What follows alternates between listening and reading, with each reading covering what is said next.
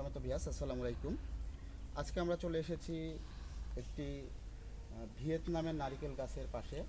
Almost আপনারা দেখতে পাচ্ছেন যে এই গাছটাতে আলহামদুলিল্লাহ অনেক ফল ধরে আছে।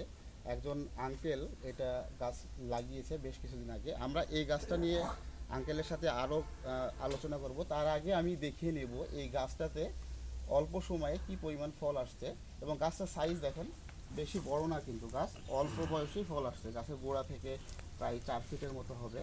যারা এই পর্যন্ত বলে আসতেছেন যে দেশের মাটিতে ভিয়েতনামের নারিকেলের চাষ হয় না, তাদের জন্য দৃষ্টান্তমূলক এক্সাম্পল এটা থেকে হইতে পারে না। আমি এর আগেও দেখিয়েছি আমাদের নিজস্ব গাছে কী পরিমাণ ফলন হয়েছে। এই গাছটাতেও আমি রাউন্ড করে দেখাবো যে এই গাছটাতে কেমন ফলন হয়েছে। কাছে আসলে একটু দেখতে পাবেন যে এই যে নতুন ডাবগুলো আসতেছে, এই ডাবে এখানে অজস্র পরিমাণ বাদাই ফল আছে। এখানে গুনতে গেলে মিনিমাম 50-এর উপরে ফল আছে। যদিও এই ফল সবগুলো রাখা যাবে না, কিছু কেটে দিতে হবে, কারণ এটা যদি বড় রাখা হয় তাহলে কিন্তু বড় হবে না ডাবগুলা। এই পাশে আবার ফল আসছে, দেখেন এটাতে দুইটা আসতেছে, উপরের দিকে কিন্তু আরও আসতেছে। এইভাবে পুরো রাউন্ড করে কিন্তু ফল আসতেছে।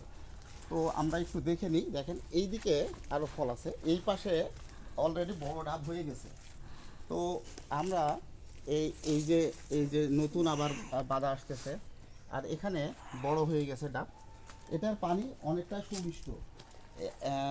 সেটা আঙ্কেলের কাছ থেকে আমরা জেনে নেব। এই গাছটা যিনি রোপণ করেছিল তার কাছ থেকে বিস্তারিত তথ্য আমরা জানবো। তো আঙ্কেলকে এই মুহূর্তে আমরা আমন্ত্রণ জানাচ্ছি তার সাথে কথা বলার জন্য। আঙ্কেল, আপনি একটু আসবেন এদিকে।